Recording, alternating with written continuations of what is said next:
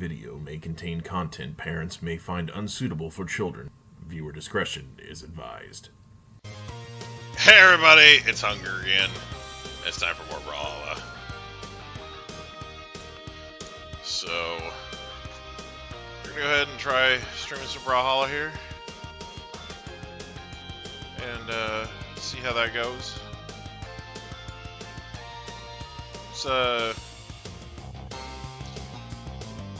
Let's see what we got here.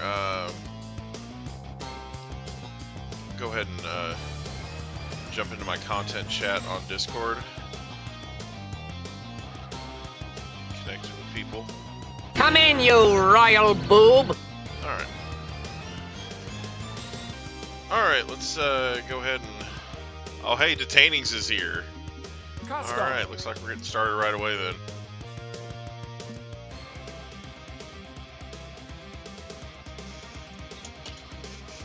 Hayatov. Hayatov? Okay, sorry. I don't know exactly how to pronounce that, but I hope I was close. Alright.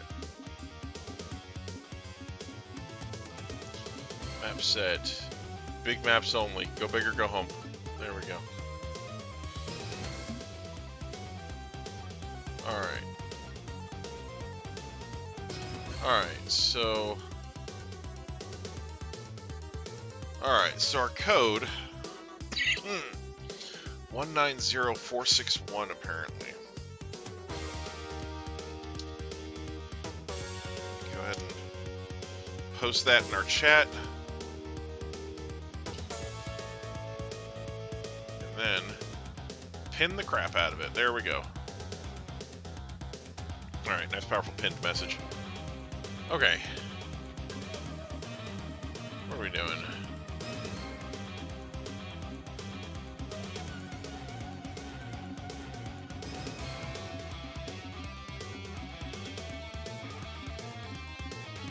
Got some interesting folks available here.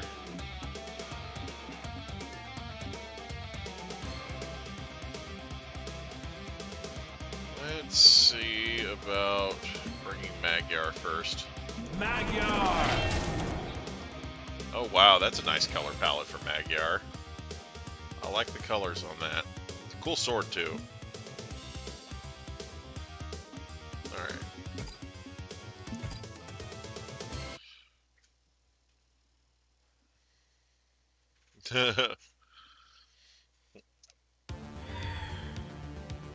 Alright. 3, 2, 1, Warn you now, I'm terrible at this game. Nice powerful hammer. La la la la la la la la. Oh, see. I told you I'm terrible at this. I'm terrible. Don't make me fall off the cliff and die.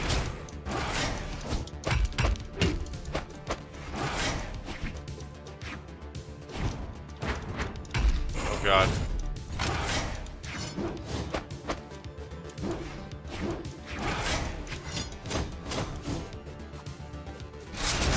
That's probably a flaming sword. Form blazing sword! Oh snap. Nah. I'll be over here. I'm gonna need this weapon.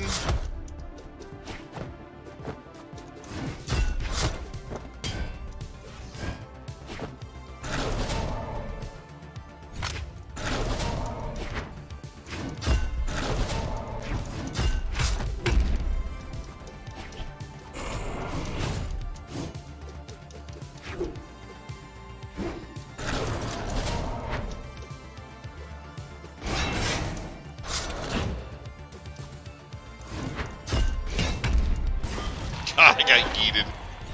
Woo! Did you see the yeet there? Man, I just got more hang time than a skateboard at the X Games. Look out.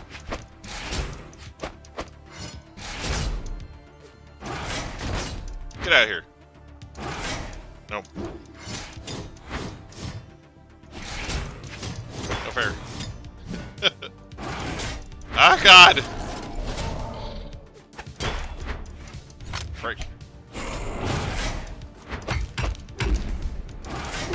Damn.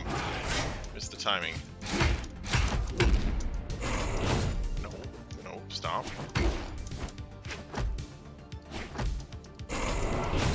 Let's be over here. Haha! Now with my impenetrable landmine barrier. Oh shit, he penetrated my landmine barrier. Mine!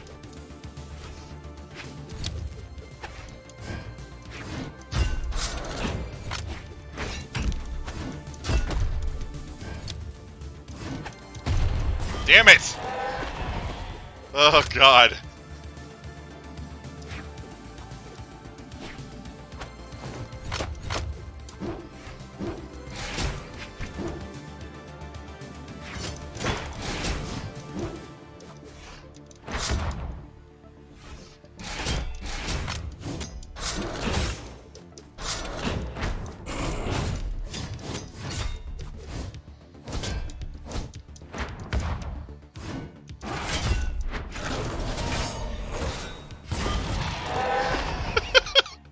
Obviously, he only won because he was stream sniping. No, I'm just kidding. I'm kidding. GG.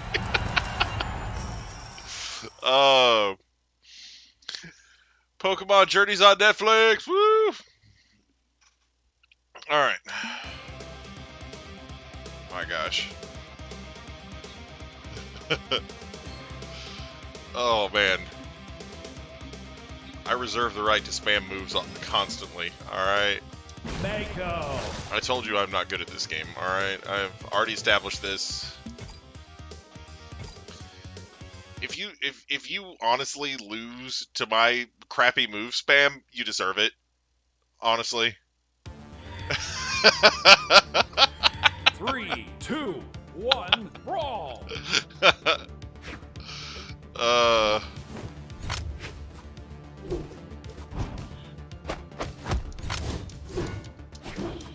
Like, that is the way I view it. If you lose to somebody 6 spamming, it's not because they're a bad player, it's because you're a bad player. Like, 6 spam, like, it's so predictable and easy to get around. Like, you just have to outplay your opponent. That's all it is. Like, you know, I know this, but I still do it because it's fun to play that way to me, because I love the satisfying feel that I get when I actually catch somebody with one of my SIGs. You know, it's how I choose to play. I'm terrible at this game, so if you lose to it, it is not my fault. All right, like.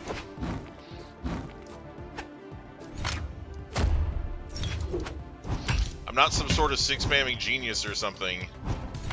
So if I beat you, it is because you are actually that bad of a player, or because you just had a bad day that day, you know, or you know, whatever. Like, I am not good. I will readily admit that I'm not the best player. Other guys are like brown, or other guys are platinum or diamond. I'm brown. I like just turd level. Oh god, no. Oh god. Ugh. Nope. Okay. Okay. Oh jeez. Oh.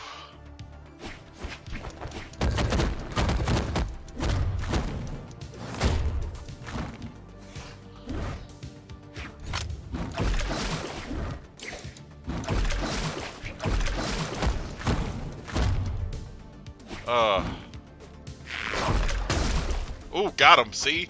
Wasn't that satisfying? Like, that feel when you're being bodied but you hit somebody with a SIG. Feels so good. Anyway. Player 2 wins. GG! See, I'm just getting 3 stocked out here. I don't care.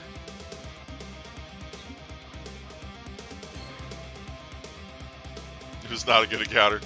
And, you know, like, it requires some intense reads and some sick timing to be able to actually, like, body people with 6 spam. So, yeah, if somebody's, like, a freaking genius at it, that could be a bad time. Not gonna lie, but I'm not that guy. You know? Sorry, Duker. If you wanted a 1v1, you should have been here at the beginning of the stream. That's 1v1 time. I don't kick people out of lobbies to play 1v1 with people. I'm not that good anyway. You're not gonna get any bragging rights out of defeating me. You're gonna be like, I defeated Hunger from Hunger's Entertaining Let's Plays, and people are gonna be like, so? Everybody beats that guy.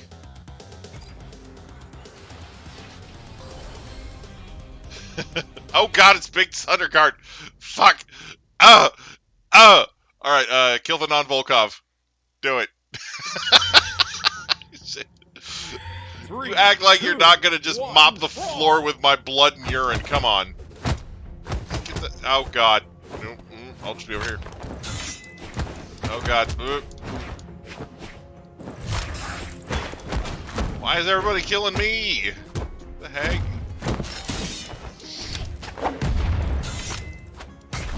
Fuck! Ow.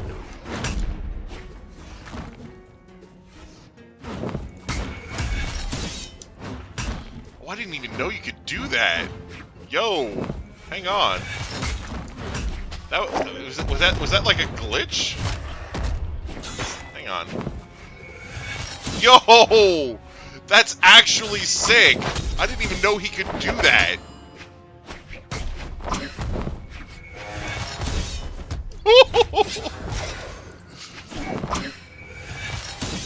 Oh my gosh, this requires more experimentation.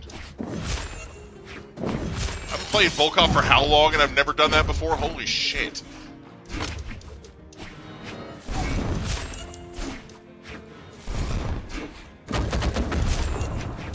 I guess it's because I barely use Axe. I try to use Scythe when I can. But yeah, that's insane. Get out of here. You two. Ugh! And there goes me. Because I'm the streamer.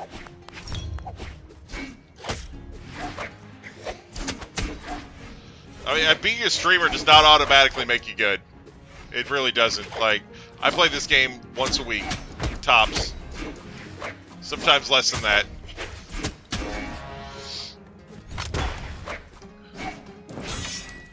Been playing once a week or less for a little over a year now. I do not have the combat experience that some of these 12-year-old kids who stay home all day and do nothing but play Brawlhalla have. So.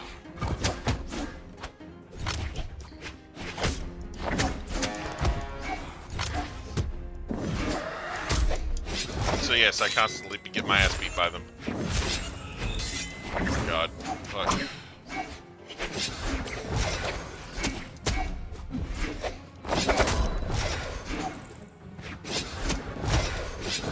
Interesting.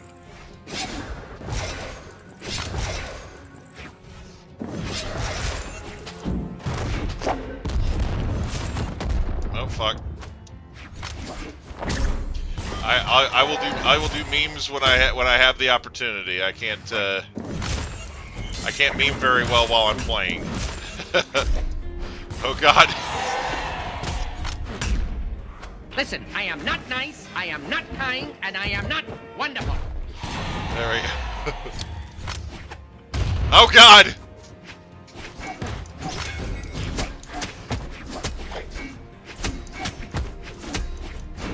Fuck, seriously. You work for the circus with all that juggling? Get out of here.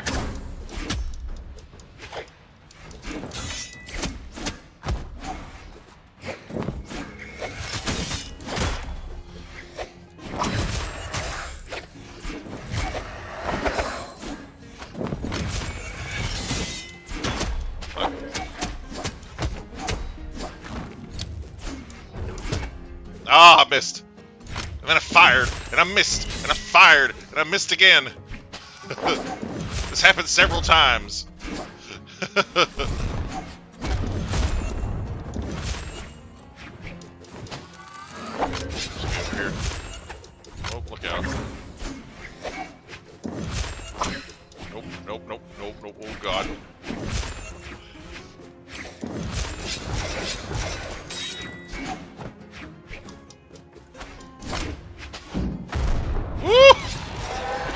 out of here.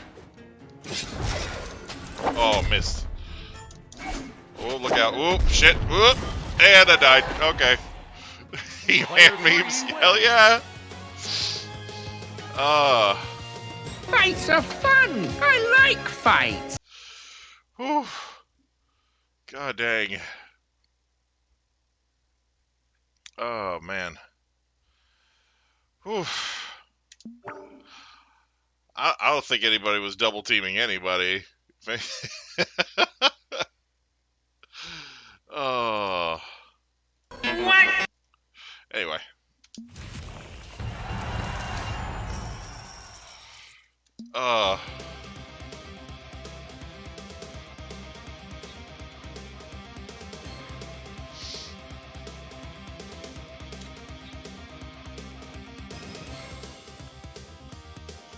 Alright. I'll grab this Volcom again.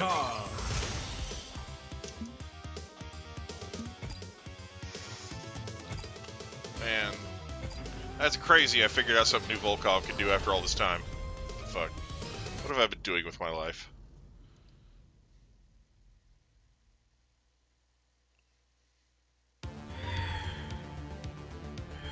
Three, All two, right.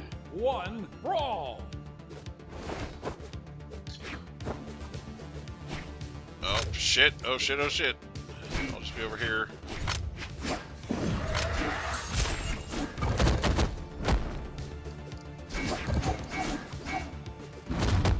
Oh, fuck.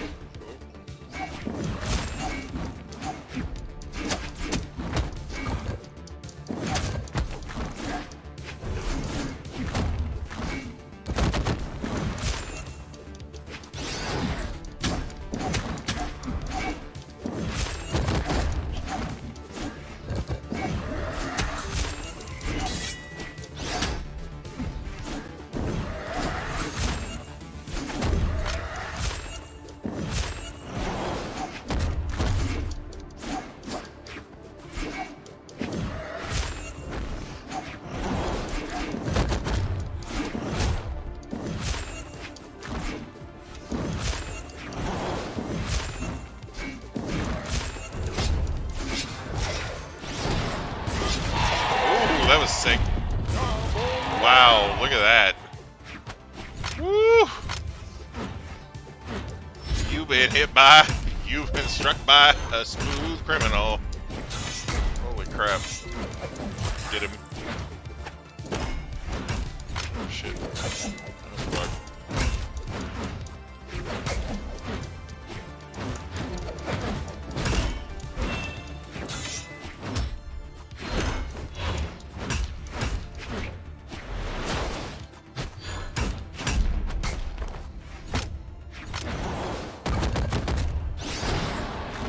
I'll just keep out of this mess.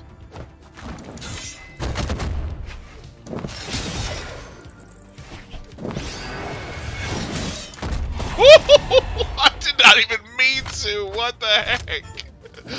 That was sick. Oh god. I'm so sorry that that happened.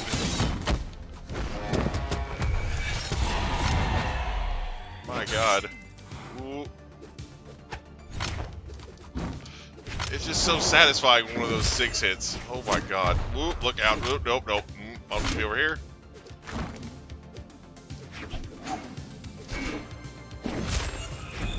Snap.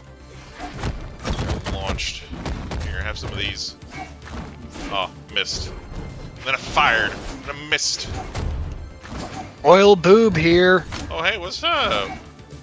Oh, besides my blood pressure, my tolerance for BS in general, not a whole lot besides that. Well, you know. Boobies. Alright, anyway. Oh, God! That was unexpected. Wait! I am booting up the rejoin the old game! PS4. Rejoin! And I'll Hey! be- Let me back in! Oh, No! No! Crashing Oh, already? why you gotta suck? Why you gotta suck like that? Custom. dang! I was just about to write down the room number. What? Really, Brawlhalla? Really? Really?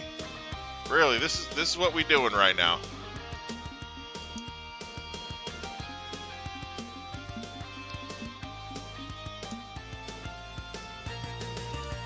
join my room. Why am I dead? God damn it. Player 3 Okay, wins. well. Oh, hey, good job, Hutch, with the thing. Alright, so we're gonna go ahead and open a new room. What a pain in the ass. Really, Brawlhalla? Really? This is what we're doing with our lives right now. We're fucking screwing up my damn online connection every week now. Like, this is bad. Like, can we get an update to fix this shit? They were doing so good. And now all of a sudden it's happened like every fucking week. So do we have the same room number? No, or... I powdered out of that room. We got a new one. I'm finding the code now. Let's see. Alright. 645695 is the code. Pin the new one. Replace pinned. There we go. What a massive pain in the butt. Alright. Alright. Wow.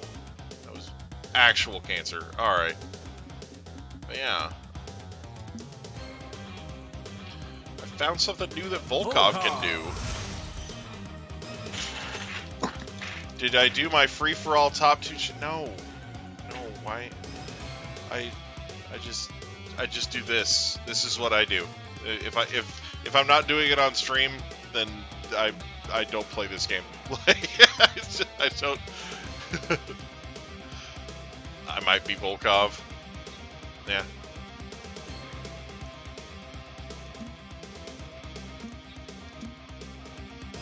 Alright.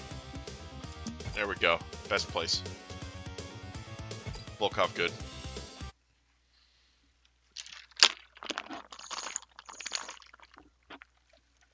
Dang. Alright. 3, 2, 1, brawl! Oh, you might buy Volkov. That's even better.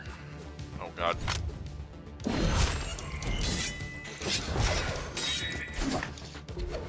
Somehow, through the magic of disconnection, I'm having a 1v1 with detainees again. This is my hell. Alright.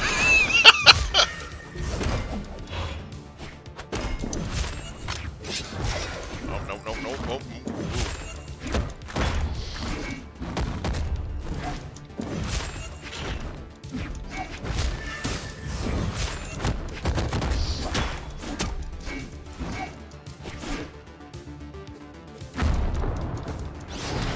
Oh God! I got uppercutted into next universe.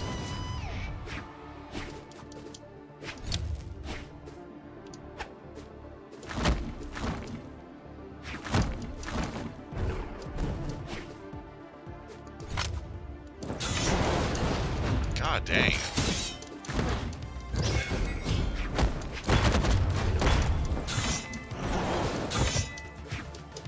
My lord. Well, if there was ever a crossover that sorely tempted me to actually spend money on a free-to-play game, it would be the Ninja Turtles one for this one. Yeah. Yeah, I honestly, if they were priced more reasonably, like if it was $5 a turtle, I'd drop 20 to pick them all up. Yeah, but it's like a dozen plus if you want to get them all. $50 if you want Yeah. all 4. 50 fucking dollars. No, thank you, sir. Yeah. Like, and that's if you get the most economical pack. What the fuck? Really?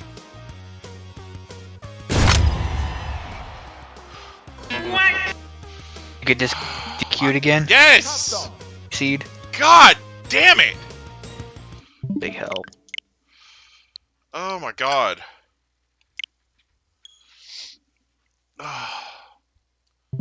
It's just that fucking terrible. Seriously, stop.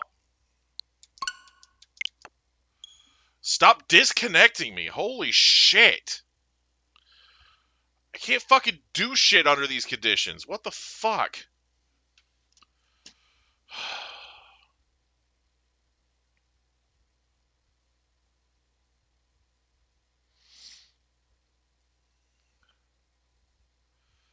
Ugh.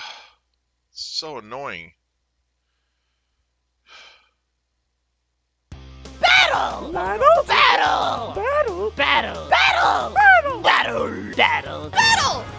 Battle! Battle! Battle! Battle! Battle! Battle! Battle!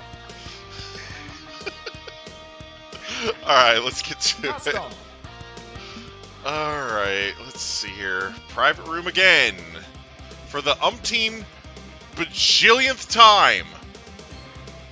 Alright, so it's 930. Is that a 3 or 5? 930374 it looks like. I can't... Like... man, these people be coming in here hitting me so hard I get disconnected from the internet. I don't know. I don't know what the fuck they're doing. Like,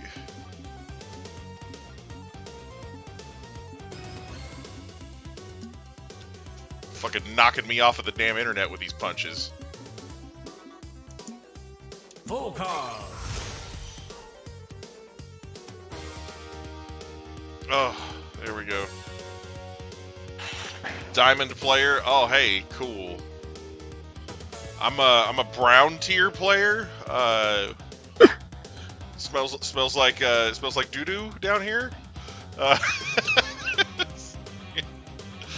am not good. Detainings will fight you though. He's good like that. Why does Gaia 6 Defiance of Destiny? Why not? Have you not seen that game? It's amazing. I'm gonna buy it when it comes out. It's gonna be great. I've only been streaming it for a while. Full game comes out in like what, 2 days? Yeah, something like that. Does the full game let you carry over your save data from the demo? Yes, yes, it do. Oh, yeah, I'm really looking forward to it. I sure hope that works out right, because there's a couple games in the past that had demos that created their own save data that are supposed to work with the full release, and then it causes terrible problems when you get to a certain point in the full game. Well, I think Lunar Silver Star Story had such a demo, the complete PS1 game. huh? A former roommate had it. Yeah. Said that when he got to the final boss or some point in the game was literally unbeatable Really? because of that save file. Never heard of anything like that. 'Cause I have Lunar Silver Star Story complete. Never ever had a demo disc for it, but you know. I don't Again, know how, this is I don't know how it would render the game unbeatable. Did it just freeze at the cutscene or something? I don't know. It's weird. if I remember correctly, it was basically like the end boss. This literally was a damage sponge, and there was no way to beat him. I mean, that's not something that's caused by playing a demo though, and it's not something where you know, like I beat that guy. Like, yeah, Might be the Mandela effect. yeah, maybe. Really stretching to remember exactly what happened, but Yeah. the gist of it was he played the demo, used the game save from the demo to start off with the main game, and it rendered the game unbeatable. Did it trigger some sort of anti-hacking shit or something? I don't know. That sounds really weird. I don't know. Yeah, I mean, like, I would the need dude more had information on it because I don't know what exactly the problem would be. But anyway. Yeah, memory's real fuzzy on it. Yeah. Then there is documented proof of other games having that kind of issue with the demo. Yeah. The demo creating save data for the full game. You pick up with the retail version of the game, and it causes problems. Huh. Well. Fairly rare. Yeah, because the thing with this Gaia is, like, you know, I'm pretty sure the level cap on the demo is lower, so that you can't max out your level before the before you pick up the full game. Isn't the max level in the game like 10,000? No, it's higher. It's like Yeah, I know. 99 million or some shit, or 999,999 or some shit like that. It's ridiculously fat. It's a massive level cap. Yeah, I've watched our friend Mr. Draken play some of the Disgaeas on the PS4, and I see the damage caps are just ludicrous. Yeah, Disgaea 6 has the highest level and damage caps of any Disgaea game ever. So, yeah, it's even by Disgaea standards, it's ridiculous. Yep.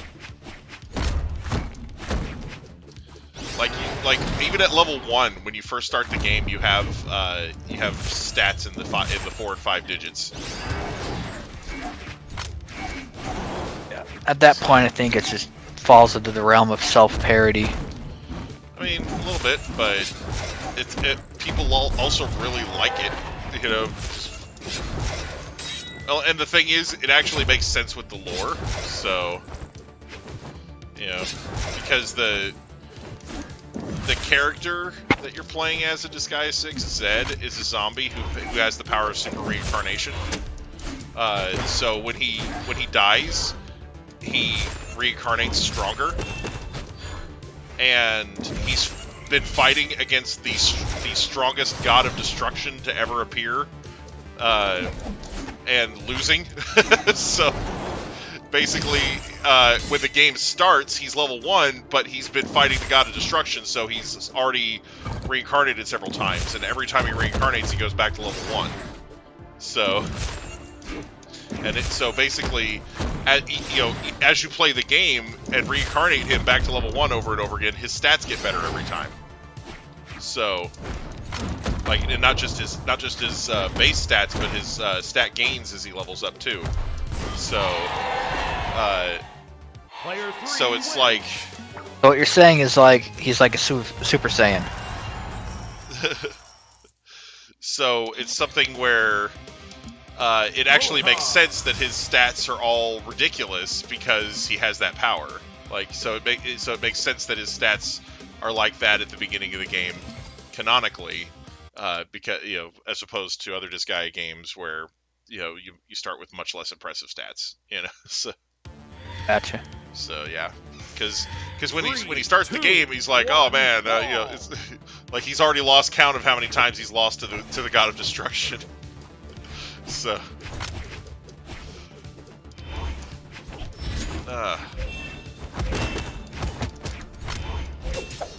it's so funny though. During chapter 2, he runs across the hero. Who's in a similar situation because but instead of having super reincarnation, he just has the power of resurrection.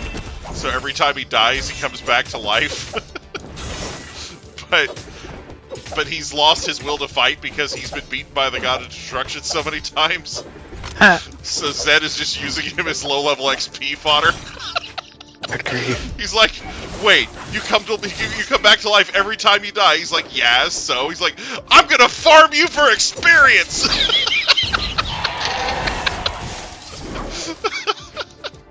So good.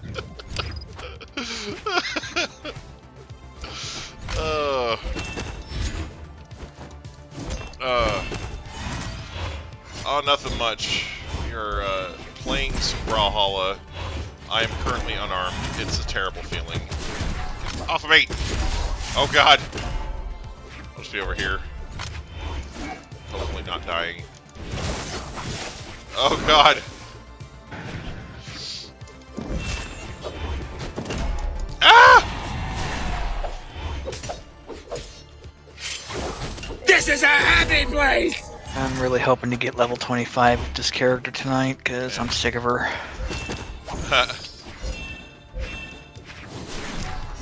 But yeah, I was playing earlier and I discovered something that Volkov could do that I didn't know before. Oh, what? The hover thing Yeah. I just saw? Yeah. Yeah, because I didn't know he could actually move while he was doing that. Like, Is that like a taunt? no, wow. it's the lead up to a move. Like when hold up and push the attack button, this is the move he does. But you can hold it and have him do it, and have him do it longer. And if you push up and a directional button while he's doing it, you can have him hover forward while he's doing it, while you're holding it. So That's neat. it just opens up new possibilities, and I love that. So yeah. Oh my gosh.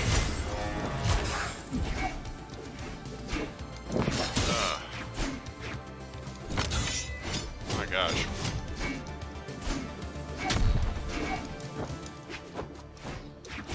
I have no weapon. And no stock. Alright.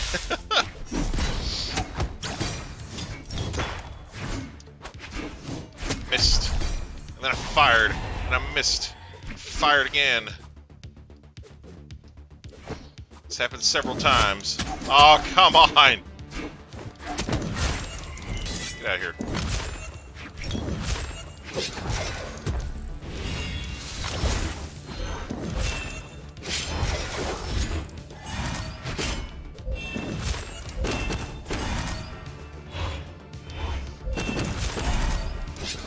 How's work been? Work's been good. We thought we were finally done with putting tarps on everything every night because the roof was pretty much fixed, and then yesterday we came in and there was water on the floor because it had been leaking. So, Oh, good grief. yeah, like the roofers, they had, you know, one of those big industrial dumpsters outside, and that's gone now, and the roof is still leaking, and I'm not happy at all. Like, Well, they won't be receiving any return business. yeah, well, the thing is, it's not us that hired the roofers, it's the landlord and or the insurance company that he went through. But, you know, she left a message with the landlord saying, hey, this roof is still leaking, so if they're telling you it's fixed, they're wrong! Wrong and or lying. Yeah. Well, and the thing is, we've had nothing but problems with these roofers since they started the job, too. They are the AC units for this building are on top of the roof. Player 3 wins. Kiss made kistery. Well, when it says shut down, it means that they were on a win streak and that they got KO'd. That's all that means. It means that they had knocked out a bunch of people and then somebody finally shut that down.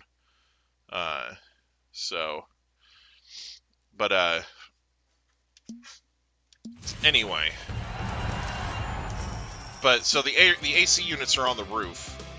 So, while they were up there fixing the roof, they had apparently bent a drainage thing upwards so that all the water that was condensing inside of the AC unit, instead of flowing down this drain and harmlessly away from the unit, started flowing back into the unit, so the AC unit shut down.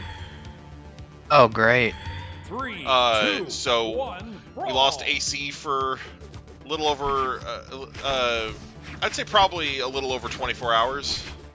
And then it's funny because it was Saturday, we had no AC, we had fans going all over the store, trying to keep things as comfortable as possible. Things were pretty hot outside.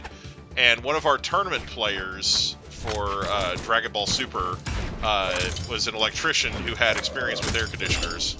And he ended up getting the roofers to let him up on the roof, and he figured out what the problem was and fixed it. Ow. So... I would hope your sister gave him a discount or a free pack of cards or something. He got a free tournament entry and a free bottle of water. Anyway, but yeah, so that happened, and then and then the middle of the next week, they're still working on the thing, and our phone goes out, and she sends a message to the landlord, hey, the phone went out. You want to talk to the roofers and see if they screwed anything up there? And he's like, oh, I'm pretty sure it's not the the phone, go ahead and call your service provider. So we call the service provider, we have them set up call forwarding and send a tech out, and then as soon as she gets off the phone with them, the phone starts working again. So it's like, So it's, yeah, we're like, yeah, that was probably the roofers. Landlord said something to the roofers and they fixed it, so yeah, we were thinking it was the roofers, you know, but anyway, so overall, not a great roofing experience for us so far, and once they actually get this thing done, we're supposed to get all new ceiling tiles and new light fixtures to replace any damaged ones, so should be pretty nice.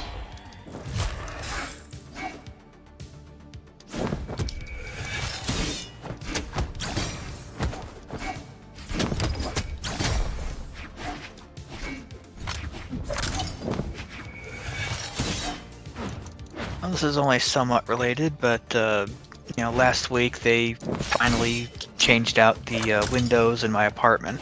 Yeah. And your they cat changed lost his sun perch. Yes, and I lost my climate control and being able to sleep past 6 a.m. in the morning. Oh God. Because the new windows do not insulate against the elements hardly at all, so it feels like I've been downgraded to living in someone's patio. What the heck? And if anything, newer windows should have better technology, be better insulated. What the heck? oh, it's government run, so you know what they say. In order to screw up, yeah. Out with the old, in with the screwed. Yeah, I was gonna say in order to, it's to err is human. In order to really screw up, you need the government. Yeah, well. All right, see you later, Hutch.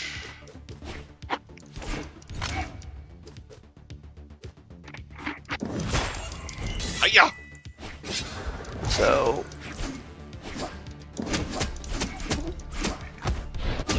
let's see. Let's see. I already told you the other day what happened mostly. Had it out with my uncle. Finally told him that I knew exactly what he thought of me even before this, but I told him that I had opportunity to read his entire month's worth of conversations between him and her on her Facebook Messenger. Right. And so he wasn't fooling me in the slightest. I'd only been giving him the benefit of the doubt for several months. Right. Which there wasn't very much doubt to begin with. Right. And that I wasn't gonna stand and take his BS on top of my mother's. Yeah.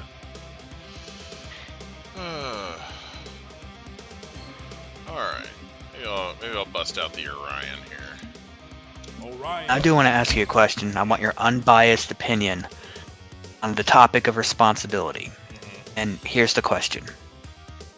If I'm borrowing someone's car, and something due to the law of entropy, not my negligence or carelessness, falls apart or breaks, should I be responsible for repairing that thing that falls apart or breaks?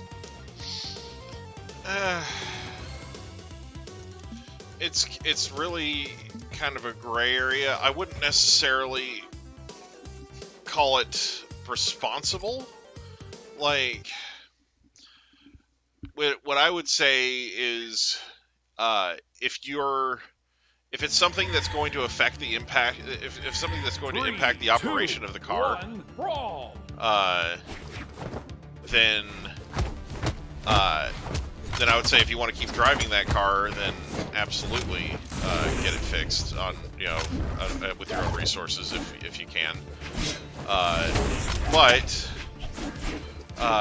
if it's something that's like an act of God, like or just something that was going to happen to the car anyway,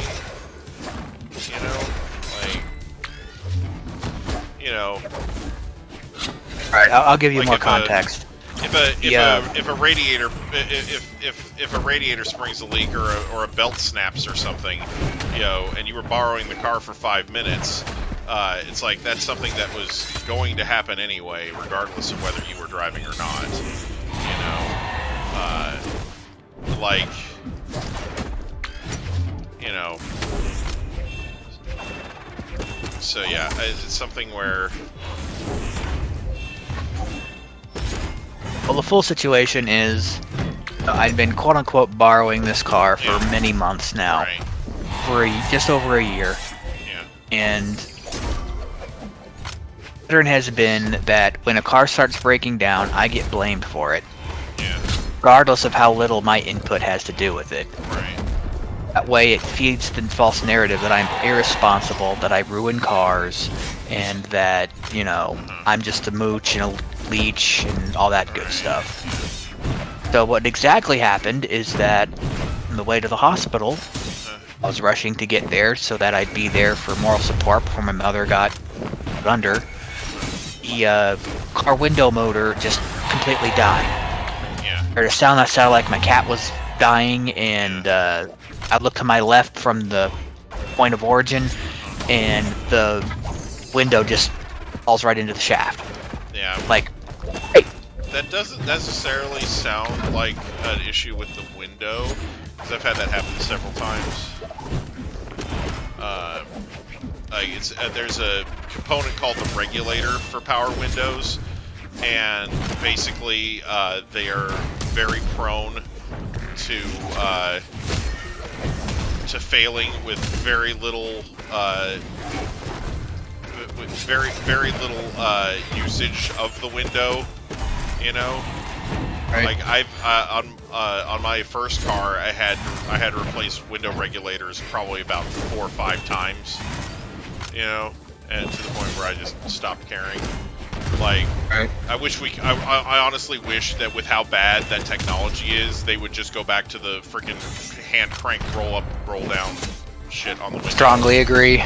Could not agree more. Because it's actually bullshit how often those fucking things fail.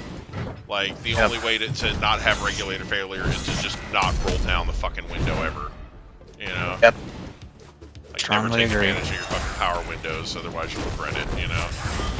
Yep.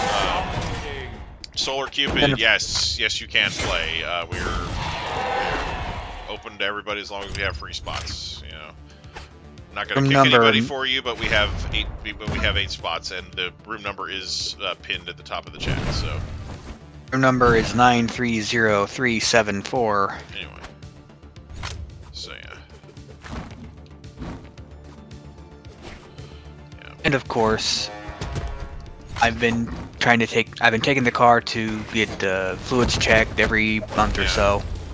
Especially just before we go to her big pain management appointments. Right.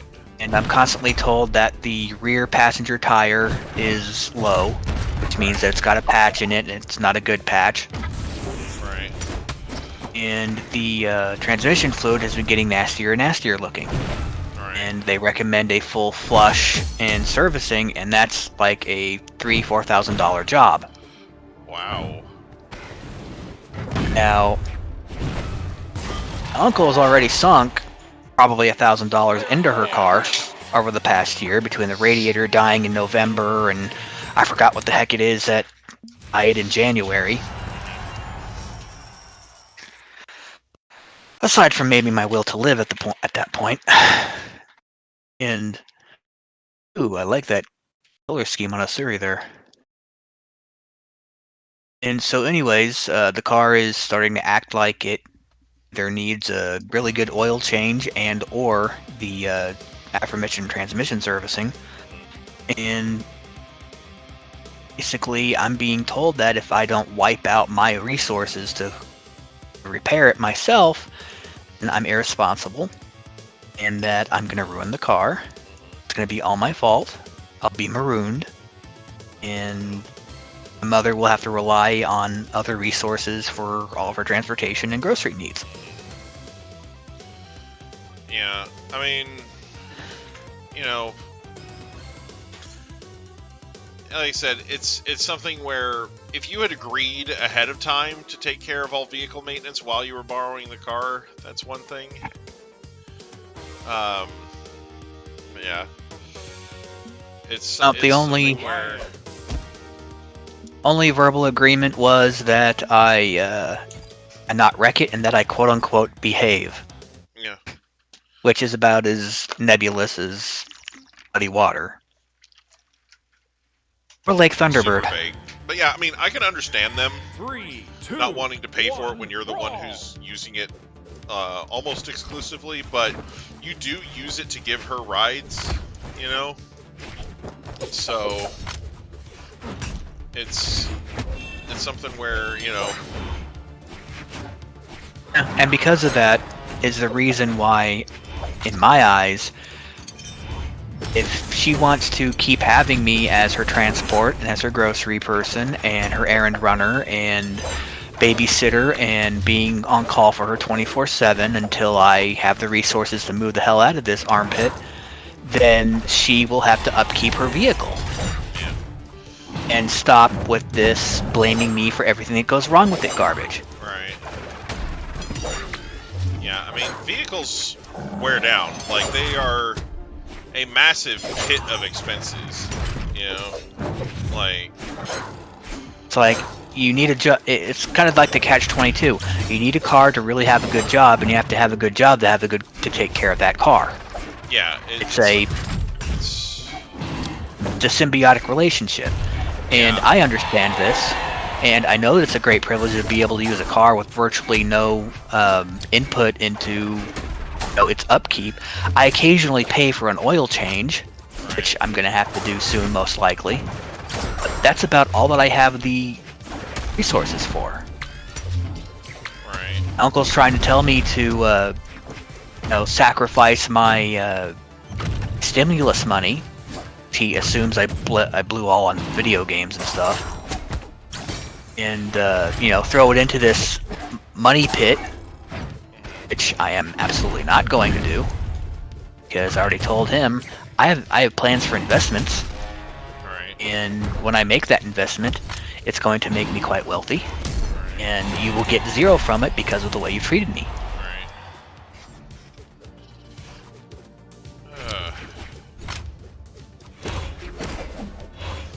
Yeah.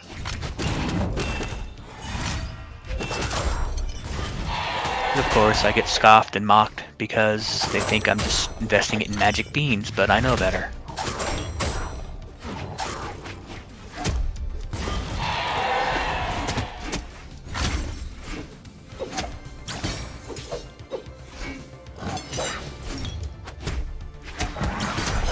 Well, and I really do wish you the best on that. It works out for you. Dominating. Thank you. Means a lot. You've seen and witnessed me going through a bunch of this, so Yeah.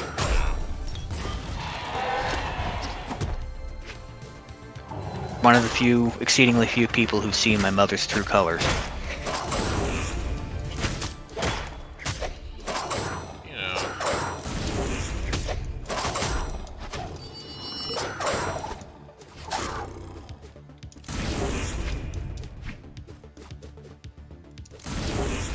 Yeah, this whole ordeal has been literally the final straw that broke the camel's back for the last time. In fact, the camel's spine had become crushed into powder at this point, and so the poor thing had to be euthanized. Yeah.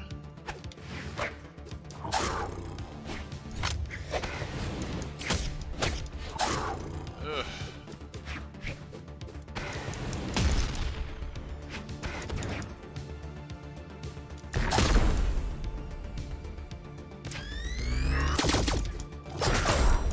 Damn.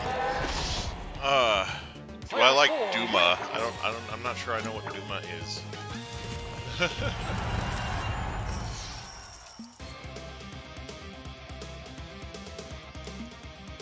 Orion.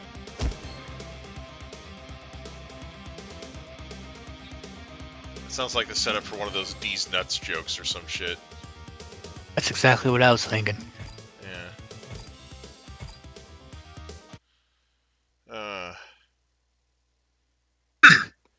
So, some intrepid people have found archival VHS footage of removed scenes from the Super Mario Brothers movie and created what they call the Morton Jankel cut of the movie, and they posted on the internet to watch.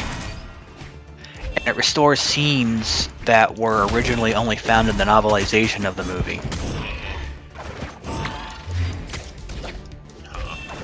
Gives a little more deeper context between the relationships between the Marios and the rival corporate plumbing company, the Scapellis. Restores the overarching, but it's a recurring theme of it's more of a character development of Koopa being a germaphobe. Oh yeah. And most vitally, to that note, stores a sequence during the Devo chamber scene where that explains why there was like a tub of a bunch of green goo on the floor just before Mario and Luigi push him into the chair to get de-evolved to Cretaceous.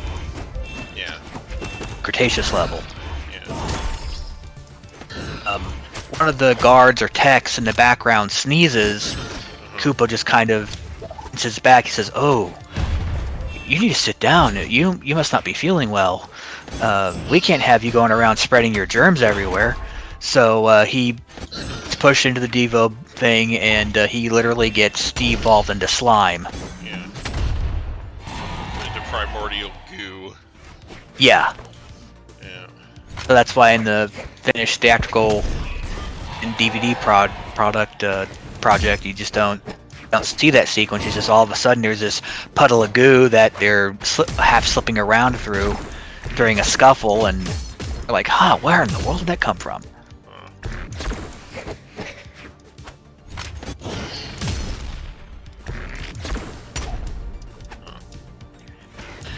Doesn't make the rest of the movie suck any less, but you know, Right. if they'd gone with this particular cut and managed to finish that sequence with the guy getting de-evolved into slime, no, that would have really made it marginally better. Yeah, I mean, most of the time, when I watch a deleted scenes reel for a movie, I sit there and I go, why did they cut this? Like, you know, like, not always. Like, Freddy vs. Jason is a good example of deleted scenes that definitely should have been deleted, and a version that restores them would not be good. But Right. but in fact, it would be infinitely worse with those scenes added back in, because it was almost all the cuts were bad CG. Yeah. So, anyway. It was definitely one of those early 2000s movies where the bad CG it's like they knew the CG was bad, and they decided to cut out most of the bad CG effects. Right. And I was like, I have to pat them on Hats the off back to for them, that. Yeah. Yeah. Yeah, because there's too many people that leave bad CG in movies, and it's not good. Yeah. To be fair, the Super Mario Brothers movie was an absolute disaster in production from day Oh, one. yeah. Same thing with Masters of the Universe movie, but yeah. Well, that's to be expected from Canon Films. Yeah. That's the company that tried to they tried to milk two movies out of a single Superman movie project. Yeah. And with all the recycled flying sequences and bad effects in Superman 4, it's a miracle that movie got released, but it's an even better miracle that they never got to do the planned Superman 5, much less the Spider-Man movie they almost made. Oh, God. Yeah.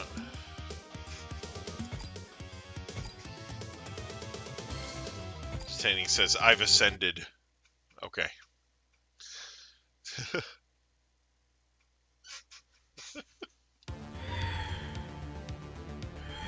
3, 2, 1, brawl! The Super Mario Brothers movie is such a disaster from start to finish that Leguizamo and Hoskins were usually drunk on set, Wow. almost constantly. in Hoskins' own words, he said that the directors were arrogance was mistaken for talent. Yeah. The script is being rewritten almost on a daily basis, so the actors simply could not keep up. There is a fun fact, though. The set where Dino Hatton was filmed is the same factory where they filmed the Terminator 2 end sequence. Oh, nice.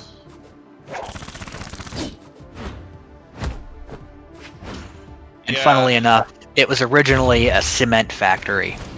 Funny. It's funny because there was a Game & Watch game called Mario Cement Factory. Yeah. Wow.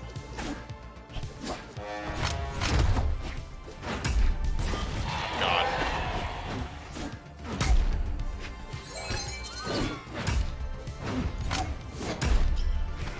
But yeah, like...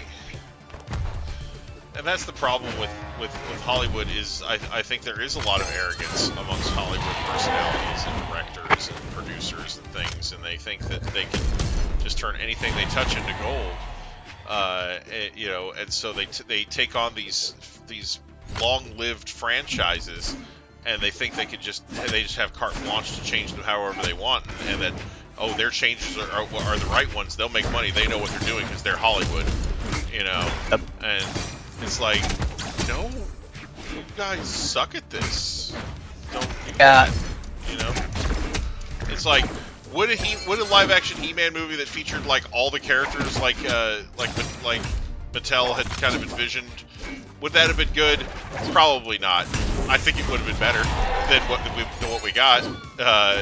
But honestly, I think that if they tried to put all those characters in with, you know, given the budget that this film, the budget problems this film obviously had, I don't think that would have worked out very well at all. But yeah, I really, really have so many problems with the way that movie decided that it didn't need to follow anything from the original lore except He-Man and Skeletor exist, and there's a sorceress. Like, that's pretty much. Like, they were like, there's He-Man, there's a sorceress, there's Castle Grayskull, there's Skeletor, and everything else we're just gonna make up as we go. Like, because that's basically what they did, you know? Oh, funny thing is, both of those movies were kind of touchstones of my childhood, as much as I guess they were yours. Yeah. So much to the fact that I quote at least one of them on at least a weekly basis. Well, and the thing is, I remember watching those movies and enjoying them to some extent, but you know, they definitely didn't hold up, you know. And you can say the same of the cartoons, but the thing is, the cartoons hold up a hell of a lot better than the movies did. Yeah. Oh, especially as representations of their source material. Exactly. Yeah, I agree. Yeah. For example, at least once a week, I'll say, we'll discuss this later, if later even occurs. Yeah. It's a Koopa line. Right. And think about once a month, I say, you know, it's best that you don't think while you're eating. Yeah. It's definitely a He-Man line. Actually, that was Duncan who said that. Yeah. There's a bunch of amazing He-Man lines in the animated series. Like, that's why I keep making memes out of them. Speaking of He-Man, Oh, yes! the synopsis for Revelation is pretty much as follows. Following the defeat, a massive defeat at Castle Grayskull, Skeletor gets the Power Sword and the power of Grayskull. He becomes Skelegod. The revelation in the title refers to what happens when everyone finds out that Adam was He-Man. Causes a huge rift amongst the royal family and everyone who knew the secret and who didn't. Yeah. And Tila goes on a quest of self-discovery, probably to find out that she is the daughter of Tila Na, the sorceress, and that she is going to be the new hero eventually of the series. It's going to be about her and her girlfriend. And it's going to be yet another story of them taking some of our classic stories and myths and basically attacking and destroying anything masculine. Here's the thing. I've actually heard that there's another synopsis floating around out there, you know, and that has it says that, you know, it says the hero's going to show up, and one of the original things about Hero is that he's He-Man and Teela's son, you know, and that him and He-Man trade the Power Sword back and forth. So, you know, I feel like, you know, it's something where, you know, He-Man is so strongly associated with Masters of the Universe as a franchise. I feel like if they're going to try and claim that this is part of that original canon, that they're doing themselves a massive disservice if they end up killing him off. But anyway, so I will be reserving judgment until I actually see the damn thing, you know. But I may get the chance to watch it because I still have connection to a Netflix account. But if I didn't already have access to it for free, and you know, I was gonna not bother at all, because of the track record of Hollywood as of late. They have been demolishing and replacing. They've been demolishing just about every strong legendary male role model and mythical character one by one, and replacing them with female characters or people of miscellaneous non-Caucasian status, and calling out and basically calling anybody who says even one negative word about it a ist or a phobe or whatever. And you know, considering the track record, the odds aren't good. Right? And, yeah. I mean, we saw what they let them do with She-Ra, which is of course why that synopsis sounds believable, but you know, it doesn't really match with the trailer that we're seeing for it. You know, if their goal was to create a series that, you know, made He-Man into a non-factor and, you know, demasculated him or whatever, and it was completely about Teela, then why is Teela in maybe one shot in the entire trailer? Like, like, you know, it's something where, you know, typically, I mean, I know that there have been some really badly mismarketed things like this before, where you know, they show one thing in the trailer and then the finished product is completely different. Did that make you happy, by the way? Did that make you feel like you have a huge PP? Because that was really shitty of you. Anyway, sorry. All right, Hunger, can you hold that thought for a second? I need to pour myself a drink. I'll be right back. Okay, no problem.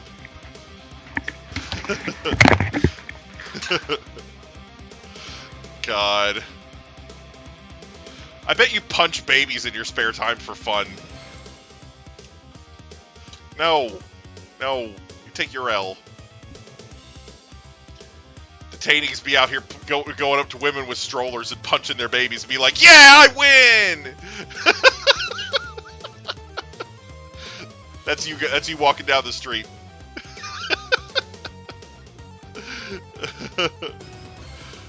You see, a W is just two L's, but they've been curved a little bit. So you actually took two L's.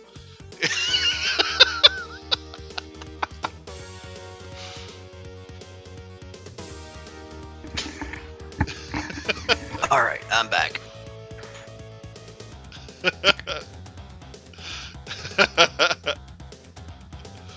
Oh man. There? Yeah, I'm still here. All right. So you were saying that you're hoping that it's like misleading trailers, Marvel-esque. Yeah, look, because here's the thing, because there have been a bunch of things that have been mismarketed with really misleading trailers. Like, for example, Cable Guy. That was one of those. Like, Cable Guy was one of those movies where when they were marketing it, they took like every funny moment in the movie and put it in the trailer and made it look like it was going to be some fucking hilarious knee-slapping comedy, and it's like this psycho thriller about a freaking insane cable guy, but it had Jim Carrey in it, so they were like, oh, you want to see Jim Carrey because he's so funny, don't you, right? Yeah, look at all these jokes in this trailer. Oh, it's going to be so funny, So, that was like, so they marketed it like it was a comedy, and then people went there expecting to laugh their ass off, and they got this psychological thriller BS, and they were like, yeah, no thanks, this movie sucks. Like, if they had marketed it as a thriller and really played up those aspects of it in the trailer, then people might not have been so biased in their expectations, and they might have thought better of the movie. But people who were thinking they were going there to laugh probably weren't, just didn't enjoy the fucking movie. And honestly, right. The people that probably would have enjoyed the movie didn't go see it because they thought it was a fucking comedy. Right. So, same thing with Pokemon, the first movie. They took like every action sequence from that movie and slammed them into the trailer and made it look like it was going to be this action-packed Ultra Destroyer fucking battle fest, and it ended up being a bunch of Pokemon crying about fighting each other. Like, like, it ended up literally with all the Pokemon crying. Like, so of all the CDs I wish I could get back, the musical score is pretty high on the list. Yeah. So it's just something where, like I said, I'm obviously aware that the stuff they put in the trailer doesn't necessarily mean that's what you're gonna get, but the trailer that they put out for Revelation is, He-Man fighting Skeletor in epic fashion, and they're playing I Need a Hero, not I Need a Heroine, and her girlfriend. All right, so they're only going to have themselves to blame if they don't attract the right audience for this thing. Yeah, well, they won't care, because if it doesn't turn a profit, they can call a loss for it and get money from the government anyway. Well, I'm not so sure about that, but anyway. Hollywood is rife with all kinds of tax dodging shenanigans. Oh, I understand that. They can lose $1 billion on every project they make. The government will subsidize it because of some garbage. I forget what exactly what the credit is called, but there's like this literal tax credit where if the Hollywood production fails. That's what Donald Trump uses on his taxes. So he has, billions of dollars, like $1 billion in credits on his taxes because his businesses suck. So anyway, but yeah. So it's something where. Yeah, I know that there's ways out there to take tax credits and tax write-offs for your losses in business. I understand this, but eventually, if you just don't turn a profit ever, then you end up having to file for bankruptcy and go out of business because just because you don't have to pay taxes on those losses doesn't mean that those losses don't add up. Like, you get it, like, you don't just, there's plenty of ways to lose out in the long run making crappy movies, So, that was fun. Player 4 wins. Alright. Anyway.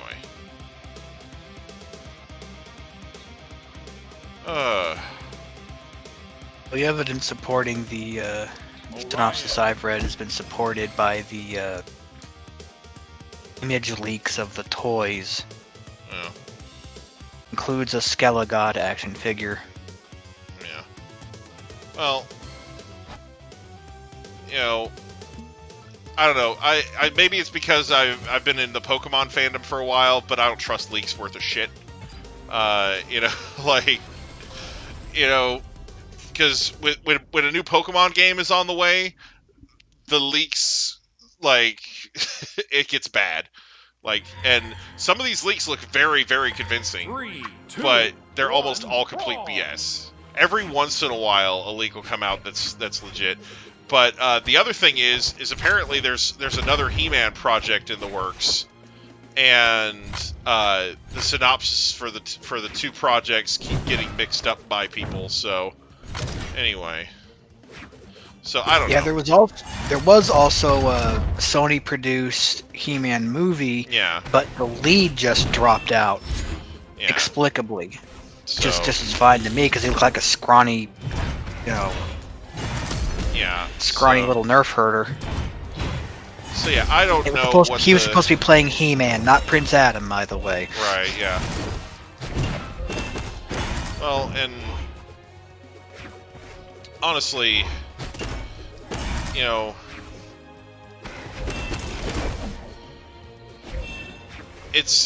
there's going to be a social backlash. I mean, there already kind of is starting to be a social backlash against various types of cancel culture and whatnot. But right now it's mainly like a political thing. Like, oh, you only see the backlash from one side. But honestly, people are getting sick of it. Like, it's and eventually it's not just going to be one side of the political aisle that's sick of it. It's going to be everybody getting sick of the bullshit. Like, there's legions of teachers taking their PTAs or whatever to task, not the PTAs, the school boards to task for a certain mind share of sorts that's being crammed down their kids' throats. They're having none of it. Anyway, the point is during the 90s we had like the mid to late 90s we had a period where things got very raucous on television, very raunchy, and it was basically society's way of saying, hey, we've had it with all the sugar-coated censorship-laden bullshit from the 80s and the 70s and the 60s and the 50s, and this is our way of lashing out against that. And over the next 20 years after that, there was sort of this course correction the other way where, oh, you can't say that, or you're a bad person, or, oh, you can't say things like that on TV or in media because that means that you're a racist or a bigot or whatever. And this, at first it was like more justified, because they were saying it about stuff that you probably shouldn't be saying on television and whatnot. But it's just getting more and more broad, and it's like, oh well, I'm offended by this, so I think anybody who says that should be canceled, And this whole cancel culture thing, it's starting to spread to areas where it has no business being, So I feel like eventually, just like there was a backlash in the 90s, and then the pendulum swung the other way. Eventually, we're going to see it start swinging back, and it's going to go farther the other way, and all the snowflakes are going to melt. Like that's. I believe it's starting sooner than later. Yeah, and like I said, it could start sooner rather than later. Like I said, there's already people who are sick of that general direction that society is heading in, and it is kind of a generational thing too, because you have kids that have been growing up with this social cancel culture thing, and they're going around on the internet saying writing the N-word, posting the N-word places because they think it's funny, you know, like, and you know, it's something where they're just desensitized to it because they're like, it's just words, but you know, they don't understand the mindset of the people that they're hurting by saying it, you know, like they're just, you know, 13-year-old white kids that, you know, have never had any sort of, oh my god, the lag. Really? Player 3 wins. That was all lag. GG. At least it wasn't a DC. And almost worse, honestly. Wow. I hate being lagged out. Remember that time in the 90s with that you said with the everything getting more raucous and so forth. The whole 90s, you know, I didn't become what I would call self-aware until I was like maybe 7. So I didn't really get to enjoy any of the 80s for the most part. By the time I started to, it was over. Yeah. So the whole 90s, and I was starting to really learn about broader scope of life and so forth. Most of what I saw, the whole extreme thing, the attitude thing, the increased disrespect and so forth for elders and so forth, I was like, I didn't know what to make of it. Yeah. I was just... Yeah, I mean, for us, that was just how it was, you know, but... I was mildly entertained by some of it, but it just kind of... Most of it just flew over my head, and I was just more of a mild child than anything, regardless of what my mother would like to say. You know, because the 90s was a real renaissance for animated programming. Because before the 90s, you know, we had really kind of watery gruel of resembling television shows for you know, and most of them were aimed at younger audiences. You know, things like Scooby-Doo, Space Ghost, Super Friends, stuff like that, where it's just, you know, the same characters and everything are there, but if you look at them, they barely do anything. Like, they're just like, you know, it's so censored and watered down compared to the stuff that you got in the 90s. And it's because the 90s were a time where anime really started coming to the forefront. You know, it had always been around. You know, the very first animated program that was ever aired on American airwaves was an anime. But, you know, it took a while for... God, why did that happen? It took a while for things to sort of catch up, you know, because there was, for some reason, there was this prevailing idea amongst legislators and lawmakers that anything animated was for kids. You know, you know, I don't know if it was because Disney made so many movies that were that people took their kids to see, or you know, I don't know if there was one specific thing or just a bunch of specific things that made it like this, but everybody was like, oh, only kids watch animated stuff.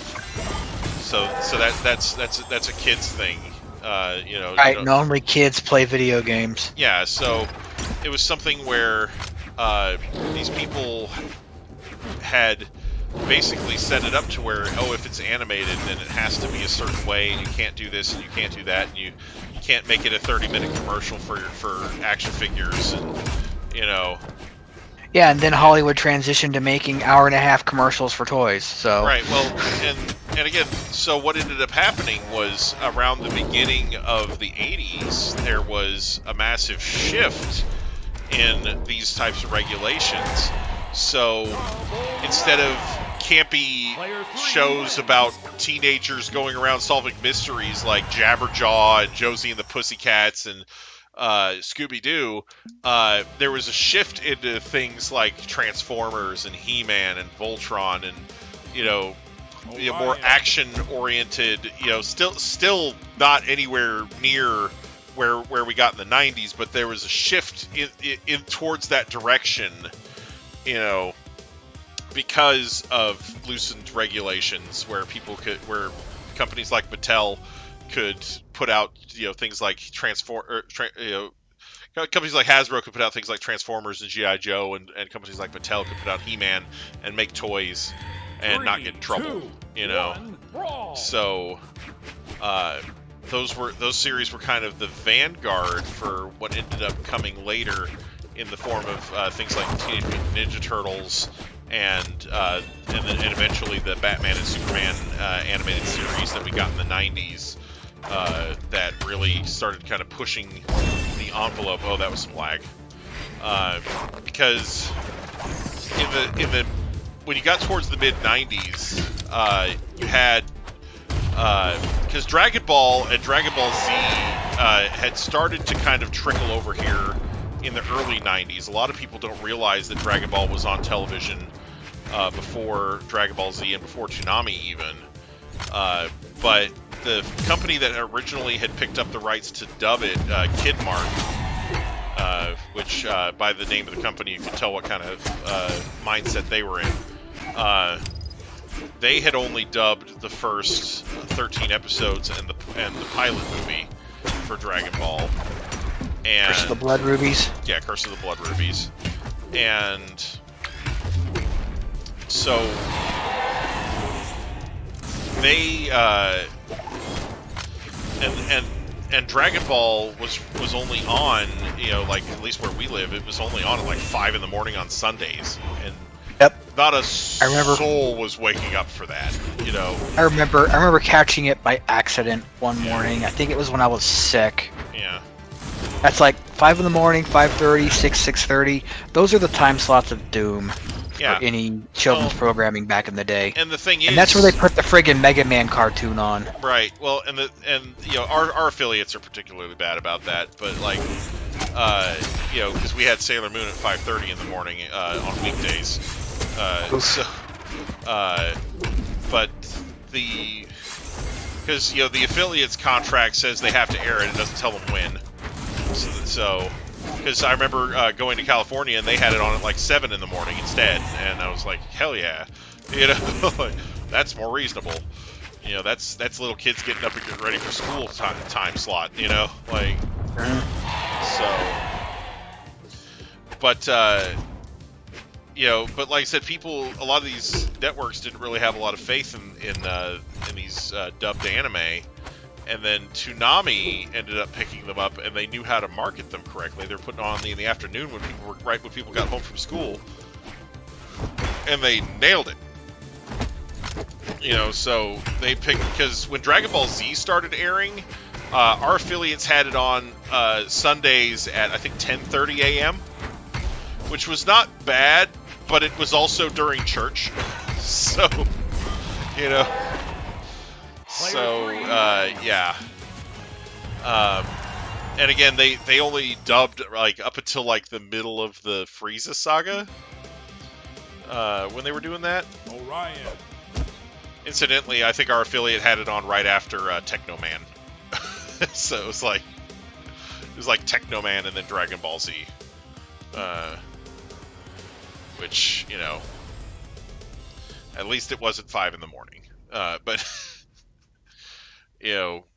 Technoman was the bastardization of Tekkaman, right? Tekkaman Blade, yep. Yeah. And they shouldn't have bothered with that one. Yeah, they really shouldn't have dubbed it. You know... I mean, they should have waited until Adult Swim was a thing. Yeah, you know, it's funny because I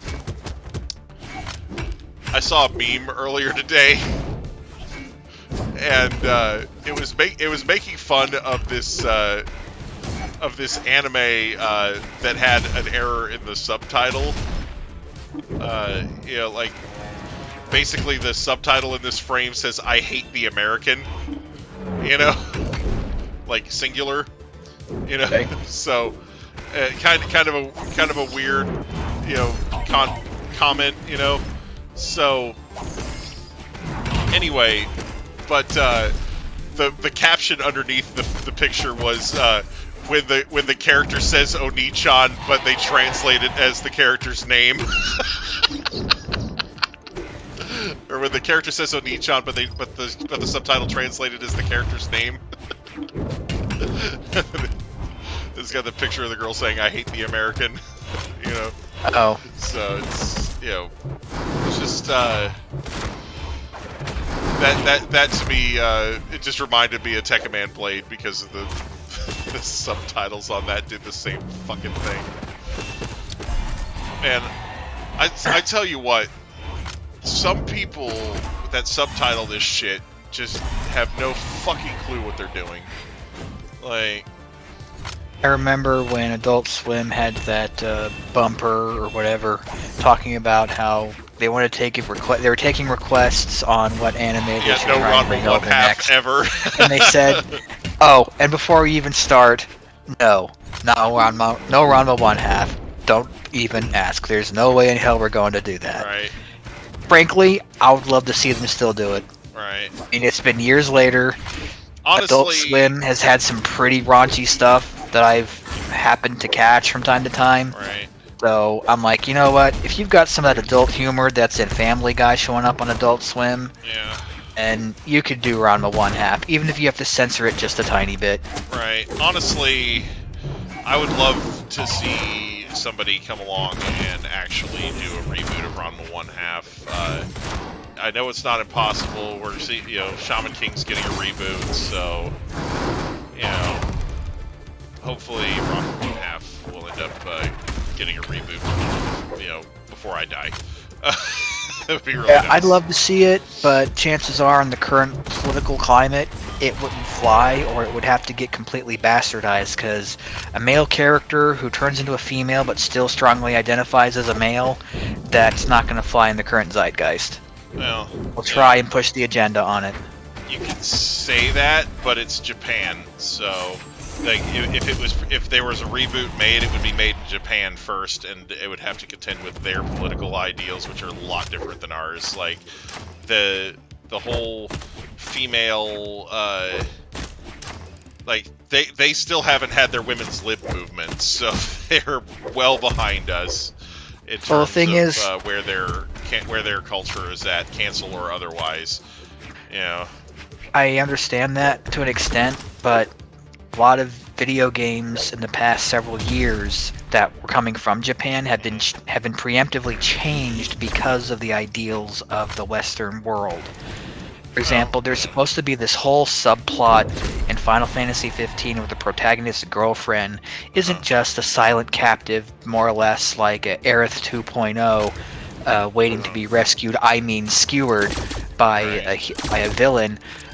She originally she was supposed to be captive to an abusive brother-in-law figure, and she would show the signs of abuse and torture by the time you got a brief reunion with her. Right. And that entire, of course, the development of Final Fantasy 15 was a bigger disaster than the Super Mario Brothers movie, and it's a miracle that it got released and sold as well as it did. But that was just one small part of how they changed the game's storyline as well as the gameplay style to cater to the Western audiences. Right, So, and I understand that type of thing happening with video games. With anime, it's a little different. Like, because with video games, they are... Like, sometimes those changes will be made just for the US version of a video game, and it's something that is much easier to do because they're just going to be programming. With animation, it's a little more difficult. So a lot of the time, if they've already started animating it, it's not going to get changed very much, And Lady Lunafreya shows up mostly in CG cutscenes in the game. Right, but the thing is, that's still easy enough to change, because it's CG and it's not, drawn animation. Like, with drawn animation, you literally have to go in and airbrush shit out. Like, when Pioneer did the Dragon Ball dub, and they were trying to cut the blood out for TV, they literally had to go frame by frame and airbrush the blood out, and every once in a while they'd miss a frame or two, and you could see, like, the blood, like, suddenly flash into existence and then disappear again, But, yeah, it was something where, they had to go in painstakingly, frame by frame, for hundreds of frames sometimes and airbrush blood out. So that was one of the reasons why they ended up just kind of leaving a bunch of blood in and sort of pushing the envelope later on, is because it was a really costly and time-consuming process. You know, it wasn't like... So do you think it's easy when they have like a Pixar-level CG movie that they've made for the cutscenes? Yes, because they could just go back in and redo the cutscene and just make a change to the model. Like, because the model is something that's in the game's memory, you know, like because if they're developing the game, then they have the original models and everything that were used to make that CG cutscene, so they can go in and change it, you know, like Cut the sequence entirely. Or they can cut the sequence entirely. But what I'm saying is they could, you know, they have resources available to them that they can use to you know, to make changes that are much harder to make in something that's animated, you know, like. So, you know, it's something like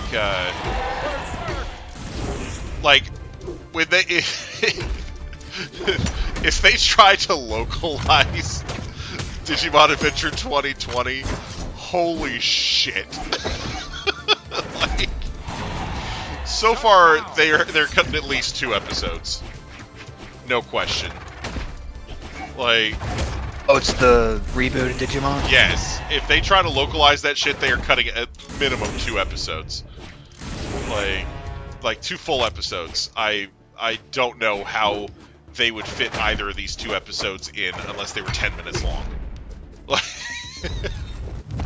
Why would it be censored or cut or whatever? There's an episode where Gabumon literally gets crucified. So that's not staying in. Like, basically, it's a Digimon called Mephismon, and he's literally on top of a mountain, and he's surrounded by a ring of crucifixes with Digimon tied to them, and he literally fries one of them out of existence while he is affixed to said crucifix, and then almost does the same to Gabumon. Is it bloody? It's not bloody, it's just really graphic, and they've edited crucifixion sequences out of Digimon episodes before. See, Because I'm one of those religious weirdos. I mean, Like, I believe in artistic expression to such a strong degree, and the First Amendment and Right. Second Amendment and everything, to such a strong degree that I'm more offended that they would remove such a sequence than the sequence itself. right. The thing is, there is a There's this- ton of stuff in Yu-Gi-Oh that was removed due to religious reasons. Monster Reborn had its card art changed so that it would less closely resemble any religious symbols. Call of the Haunted had crucifixes removed from tombstones, like, you know, and not only from the cards themselves, but the art for the cards in the anime had to be airbrushed out, like, Right. you know, so, you know, like, this Yeah, is something, censored gaming covers a lot of that. yeah, so there's a bunch, like, you know, Yu-Gi-Oh! Now, they have what's called lost art cards, where they're releasing Yes, cards. I've heard about those. Yeah, they're releasing cards that have the original artwork on them. Hey, Yeah, I'm sure the Dark Elvian Magician- Baystrot, welcome. Thank you so Sure, much. the Dark Magician girls are really popular. Yes, they are. They're very, very, like, you can get one of these cards at an official tournament store by spending $30, 3, and 2, the Dark Magician girl 1, goes for 50 ball. online all day. Like, so you basically, you know, go and get $30 worth of product for free, and then you make $20 off of selling your Dark Magician girl card. You know? I still kind of wish I'd held on to the Gradius and a few options and Yeah. a couple of the other video game title cards. Yeah. So they had a card for Nano Breaker too. Yep. There was one that was called like Tactical Espionage, and it was like the cover of the NES Metal Gear. Oh gosh, nice. Yeah. But anyway, so the you know, so there's been a bunch of examples of things being extended for religious version. Anyway, the episode that aired last week. Oh my god. Like, no. That episode, holy shit. Like, if that episode doesn't spark a cancel culture outrage, I don't know what will. Holy fuck. So, the context of this episode, like the reason that I believe that if they did localize the series, this episode would have to be cut, is earlier in the series, Joe and Gomamon had visited these hot springs, and it was like this running gag where they visit the hot springs and they're alone at first, and then a bunch of Nanimon show up, and they're bathing in the hot springs with them, and then Blossomon shows up and is bathing in the hot springs with them, and they kind of can't leave because it's like awkward, you know? So they're just stuck in the hot springs. And like why would it be awkward? Yeah, Are they bathing nude? Yes, I think so. Yes, they were nude in the hot springs with these. Anyway, so but it's just Joe and Gomamon in there. Anyway, so in this most recent episode, not the one that aired most recently, but the one that aired last week. So that episode, Joe takes Takeru and Hikari to that hot spring, hoping to get some rest and relaxation for Gatomon or for Tailmon and Patamon after their recent adventures have left them worn out and unable to fight. And the hot springs are frozen over. And they run into Kabukimon and a group of Gekomon that tell them that there's a hot spring, that there is another hot spring, and so they take them to the hot spring, and it's got a Shogun Gekomon in it, and Shogun Gekomon decides that Gomamon is going to be his bride, and basically grabs hold of Gomamon and proceeds for almost the entire episode to try kissing and rubbing and just, it's disgusting. It's rapey as hell. Like, wow.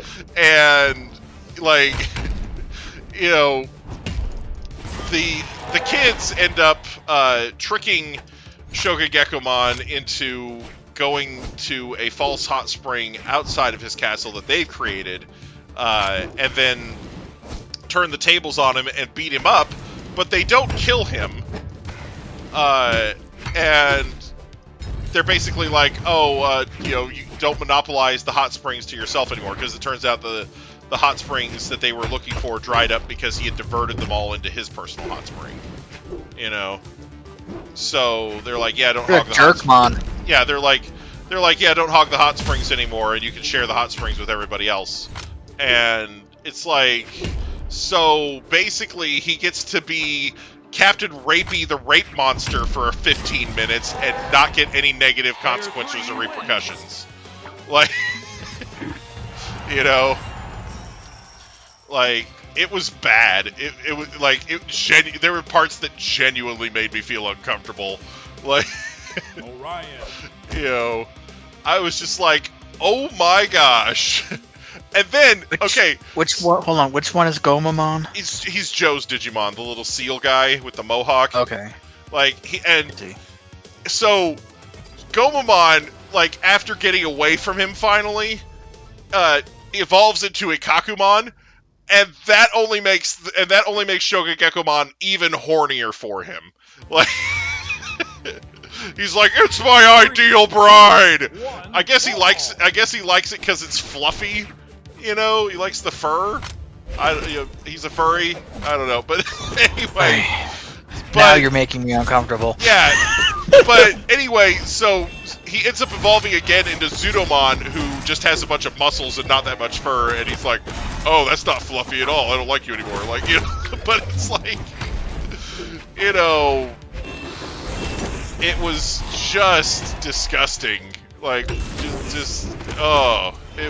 really was not a great episode to watch, and I'm like, this is getting cut so hard if they localize this. There is no way our Me Too cancel culture happy society over here would let this go. You know? So the character doesn't have any repercussions for his rapey behavior. No, he basically, like, they beat him up, and then they're like, okay, well, you now play nice with everybody, and they just let him off the hook. Oh, well, It's they like, beat him up. Yeah, but it wasn't specifically for that behavior. Yeah, it was so, because yeah. he was monopolizing the fucking hot springs. Like, they never address it, and like, yeah, I'm sure that when they were writing it, they're like, oh, haha, this is so funny, and I'm just like, oh my god, this is horrifying, you know, like. I guess if they were to do a dub, and we're talking like Snowflake's chance in hell here, they could dub over some lines like, you know, don't go forcing yourself on other Digimon. That's gross. You know, that kind of thing. I don't think they would even touch it. Like, I think the best, because nothing super major plot development wise happens in this episode. It's just like, oh hey, you get to see all the Nanimon and the Blossomon again. You know, it's just a callback. So it's not something that's super important to the story. So I'd say they would probably just cut it and be done with it, because holy fuck, you know. Agreed. Yeah. Like, so I'm because after the crucifixion episode, I'm like, oh, this has got to be like the absolute worst episode in this series. And oh wait, I stand corrected. You know, like. Well, you see, I can understand from an artistic standpoint. Yeah. You know, you wanted to have an impact and something that's going to make a character look like an absolute evil piece of junk. Then you have them do either one of two things. You basically turn him into a Nazi or a Hitler analog, or you have him crucify the somebody. Yeah. You know, I can understand that. I'm a Christian. I understand that. Right, I mean, but come on. The religious imagery, like, because Digimon Adventure 02 had a scene where Ken gets crucified as the Digimon Emperor. Basically, he's like tied to a pole and they throw rocks at him and shit. And, like, it's a really violent scene, and it's like and I think it's not even real. I think it's like a dream or an illusion or a flashback or some shit. Like, or not even not a flashback, but like a dream or an illusion or some shit. But it's like, it's something where, you know, it's like some sort of thing that manifested from Ken's unconscious desire to atone for his wrongs, you know? Gotcha. But it's something where, it's extremely violent, you know, so much so, like, they actually left a good chunk of it in, but they cut a lot of the impacts out, you know? It's like the scenes where he's actually being struck with things, like, they cut those frames, you know, so, because, I think because he's just tied to a stake and not to an actual cross, they kind of dodged one there. Yeah. But, yeah, and there's been similar things in anime and manga that have been censored in various ways over the past few decades. Naruto had a scene where a guy was basically tied to a cross and then had his arms broken, you know, and they changed the shit out of that for the animated version, the anime. I remember seeing a comparison image of the U.S. version of Fullmetal Alchemist manga and the Japanese, and apparently one of the homunculi gets crucified. Yep. To us, it's just a slab. Yeah, they changed it to a big slab of crap that he's pinned to in the background, but in the manga, it's a cross or has a cross-like design. It loses the impact. Keep the cross in. Right. Yeah. There's a ton of crucifixion style imagery in animes. I know Sailor Moon had some, like Sailor Moon? yeah. Dang. Didn't know that one was so hardcore. Sailor Moon had a bunch of it in various places, but yeah,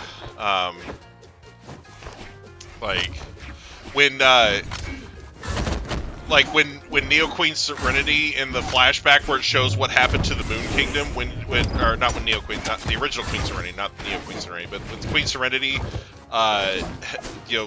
basically seals away all the demons and makes a wish for her daughter and everybody else to be reincarnated, later on.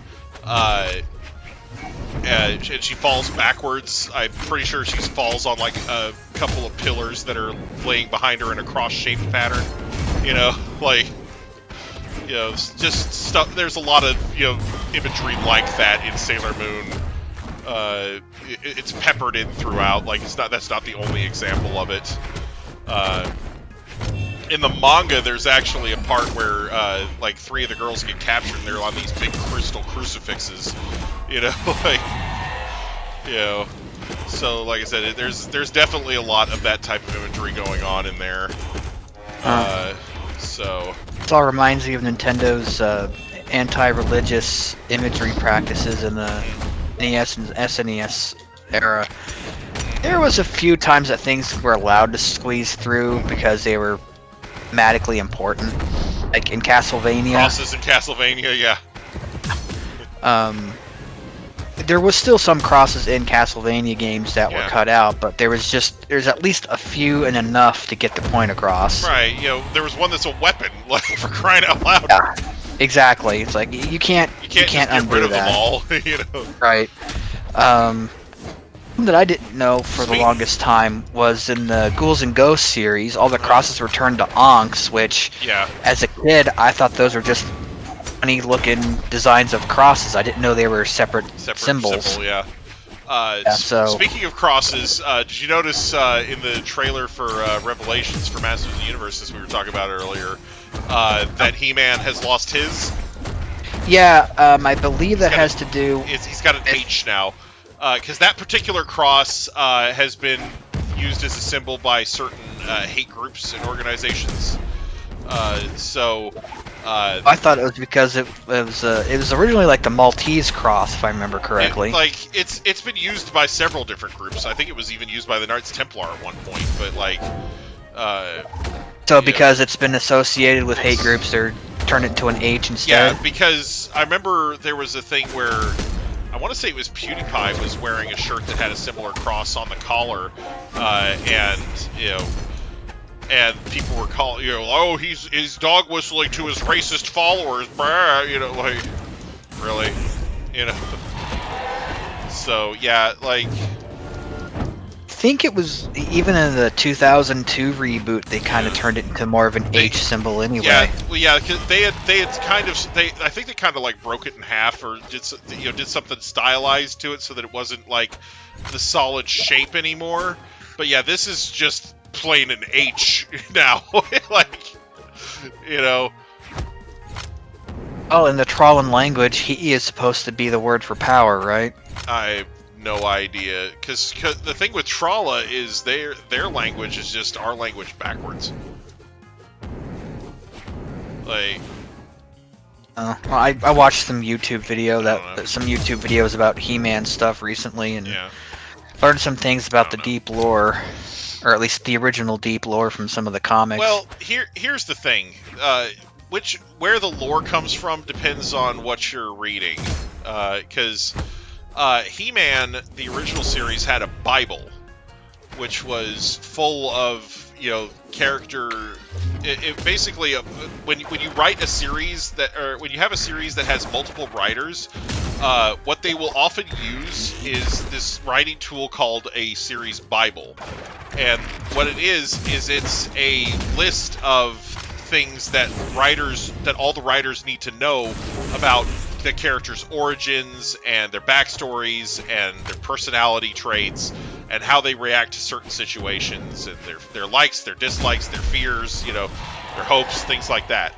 and it's to keep the writing consistent. So the writers are all supposed to familiarize themselves with these Bibles before they write these series with these characters, so that the characterizations of these characters stay on point.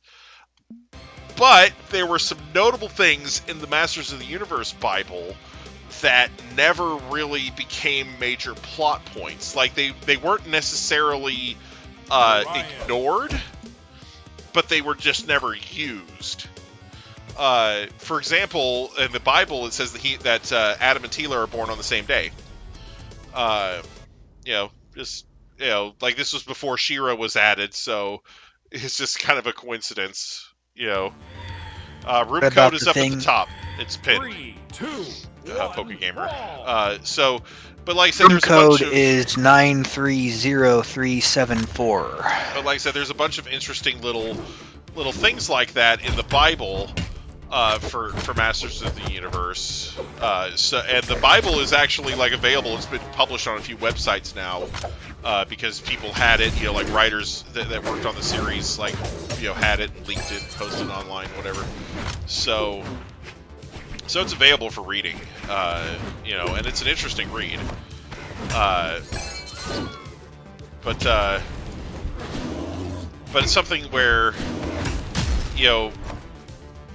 that those types of documents can really, and the thing with Hero that I was talking about, there was actually a series Bible that was written for him, and I can't remember what the actual name of the series was called, but it was basically a sequel series to Masters of the Universe, and and it was supposed to kind of pick up where the original had left off and everything. So I don't know if it included the New Adventures of He-Man in its continuity timeline. We would all probably be better off if it didn't. But anyway. Yeah, it's like He-Man just can't get a good sequel or reboot. Right. Well, and like I said, if they would just go back and look at the original work, which people obviously have a fondness for, and then basically look at what didn't work or what doesn't work anymore, and then just change that, and because the thing is, there are a lot of really positive things about He-Man from a social standpoint as well. It was really kind of ahead of its time in terms of how they treated characters of other races and ethnicities and things like that. They were very sensitive to that sort of thing. Like for example, the royal archaeologist / librarian at the castle is a black dude, and he's very intelligent, and it's really cool that they have him. They have an African American or an African character in a role like that. That's somebody that's an intellectual character rather than a rapper or a gang member or one of the roles that typically go to black people. So it's really nice.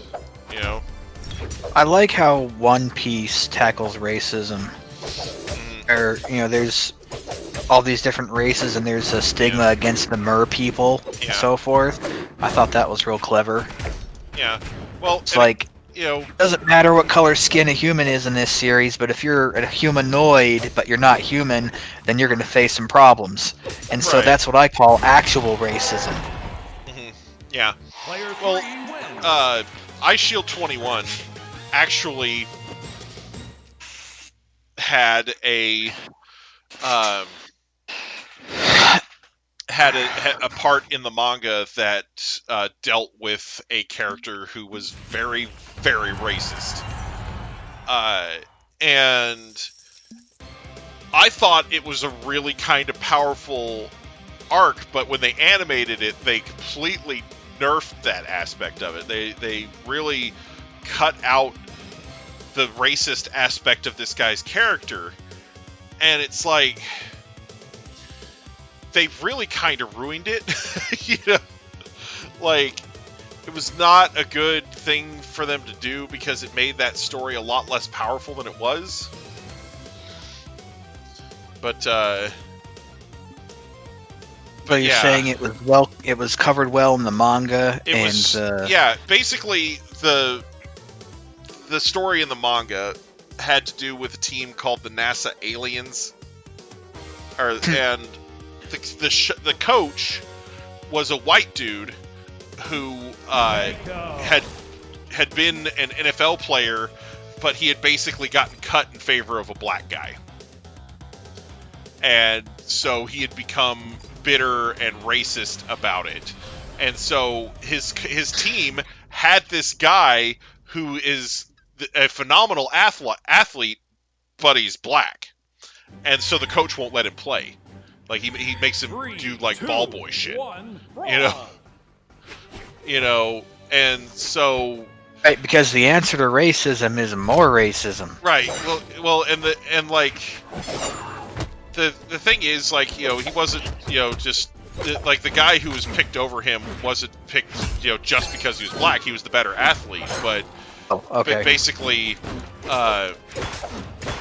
you know, he just had this weird thing where he's like, you know, and like, it wasn't just black people either. Like, he would call the Japanese people monkeys, you know, like and stuff like that. Like, with, like, you know, because you're dealing with American characters and Japanese characters in this series. So I've never heard of a Japanese person being called that. Yeah, but it's something that racists like to call people of other races quite a bit. I thought it was only pertaining to. Yeah. I don't even want to say it. Yeah. So, but yeah, it's something. I thought that only went one particular direction. Yeah, I mean, it's something that that they use to refer to other races, basically inferring that they haven't evolved. You know, so.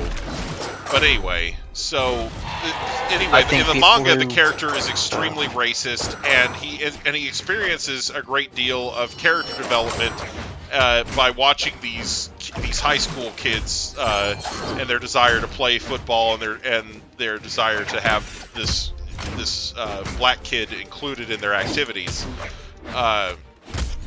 You know, and so he ends up letting the guy play, and then makes him a permanent member of the team, and, you know, basically does a lot of growing as a person, and it's a very well done story that, you know, basically where the guy realizes where he went wrong and why he was so close-minded, and becomes a better person as a result. And do they completely cut that part of it out because they're afraid they're going to offend someone? Yeah, I don't know why they chose to cut that from the anime, but basically in the anime adaptation of the manga, the guy is not letting the black guy play because he made some sort of mistake in one of the games, or he didn't follow orders or some shit during a game that he was allowed to play in, and so now he's on the bench forever. You know, like what a cop out. It was an extreme cop out, and like it really made the anime suffer. That arc in the anime suffered quite a bit for that little thing. Like, because, you know, the thing is, iShield 21 is full of some absolutely stupid shit. Like both in the manga and in the anime. But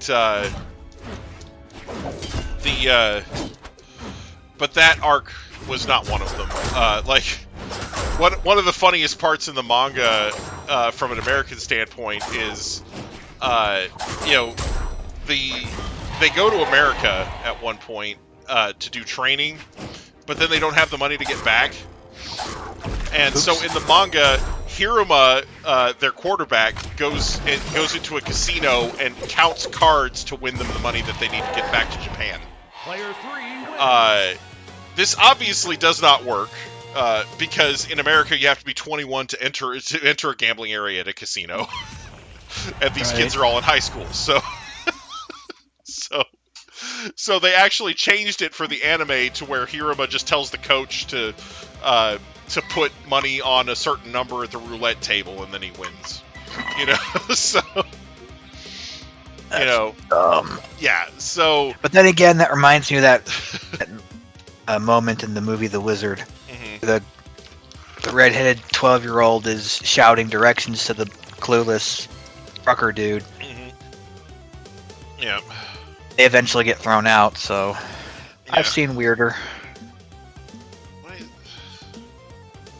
Going for one more? Yeah, I think so. Alright. But We got about anyway, 5 minutes. yeah. But anyway, so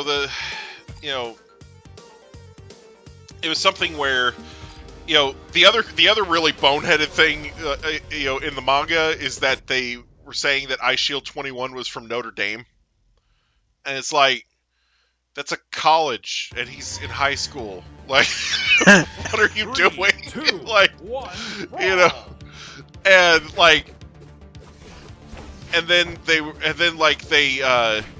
somebody, I guess, like, by the time that the thing started getting animated, I guess somebody called them out on it and said, "Hey, Notre Dame is a college, not a high school." There's, because the thing is, in Japan, a lot of prestigious colleges have high schools as well that are like, so it's the high school and the college on one campus, or or something like, so it'd be like Sengoku High School and then Sengoku University or something, So a lot of prestigious high schools and a lot of prestigious schools in Japan have multiple campuses for different grades. So he had just assumed that Notre Dame was the same way when he wrote that, I guess. But anyway, so they got called out, and so he said, "Oh, it's a Notre Dame feeder school." It's like, they don't have feeder schools here. Like, Theater school, and then school of theater? A feeder school, like a school that feeds other schools. Like, basically, a feeder school is what they call a school that is designed to produce graduates that will attend a specific university. Like, in other words, it's a school that sometimes it's a feeder school for sports reasons. Like, they train up the sports teams the way that the university likes, and sometimes it's for academic reasons. We're going to train them to be this way academically. That way, the university will have good grade averages, so we can maintain our prestige. So. Gotcha. Anyway, but it's like, so they, like, the poor guy was trying to make a football manga and barely understood anything about football. Like, he knew the basic rules, but like, he made all these mistakes. Like, there's a scene where, there's a scene, for example, where iShield gets grabbed under the arms, and then somebody comes along and takes the ball from him. And it's like, no, that's not how that works. As soon as his forward progress was stopped, the play was over. There's no fumble there. So there's a bunch of those types of plays in that story where it's like, okay, no, that's a foul. That's a 10-yard penalty, not the other team scoring a touchdown. There are rules against this shit. So. Well, to be fair, I'm an American, and I'm only a super casual fan of football myself. I probably wouldn't catch half of those mistakes. Right, and that's the thing is there for the original audience, the Japanese. It probably wasn't that big of a deal, but for an American who's actually familiar with the rules of football, it's like, Jesus Christ, you know nothing about this sport. So yeah, because there's Maybe he should have plenty made of. Maybe you should have made it based on international football. Yeah, well, and that's the thing is that I Soccer. can't say too much because I know that sometimes football rules and regulations differ from country to country. For example, Canadian football has some slight rule tweaks compared to American football, so they have different rules on certain things.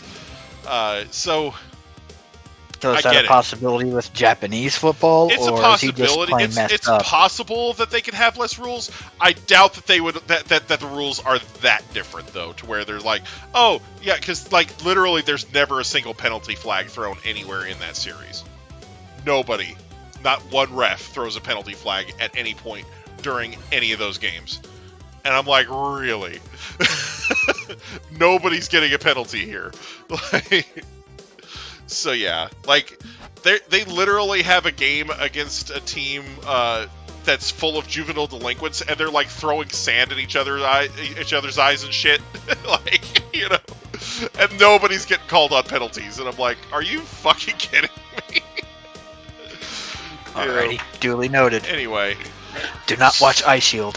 Yeah, I mean, it's funny. Don't get me wrong. It's a cool shonen anime. It's just like part of the fun of it is just watching how ludicrous it is. It's just some of it is just absolutely stupid as far as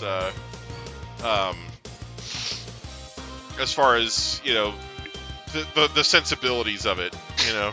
Anyway. I mean, that said, the quarterback runs around with literally with guns out his ass. Like he's got like machine guns and shit, and nobody says anything to him. So That's a foul. yeah, well, he doesn't use them during the games, but like during the bits where they're off the field and whatnot, he's constantly threatening people with the lethal force. Because Ironically enough, I think there is a formation there's a shotgun or a maneuver formation called yes. a shotgun. Yeah. Yeah, but they use it. They actually use it at a couple of episodes. But there's a basically he had. You know how some guys have a little black book with a bunch of chicks' phone numbers in it? He has a little black book called the Book of Threats, and it's just information he can use to blackmail people. Ow. like, Do you want to call it a night? yeah, I'm pretty much done playing for the night. But yeah, there's a scene where he's trying to recruit people to play on the team because they don't have enough members, and the two other club members go into the basketball club room and ask if anybody wants to join, and they all say no, so they leave, and then he walks in and he asks them to join, and they're like, look, we already said no, and he's like, oh, well, and he opens his book of threats, and he's like, well, it looks like you have a poster of your favorite idol hanging right above your bed, and you kiss it goodnight every night, and he's like, whoa, and then he looks at the other one, and it's like, and it looks like you wet your bed until you were, and so they both agree to play to shut him up, so. Like, What a just, class act. yeah, he's just. Anyway, he's a funny character. Anyway, that's gonna be it for this one, everybody. I had fun being bullied for an hour or two and 2.25 hours ish. So, thank you all so much for watching. I do hope you enjoyed, and of course, as always, I do hope everybody has a great day. See you next time. Bye-bye. Night, everybody. This is the way it had to end.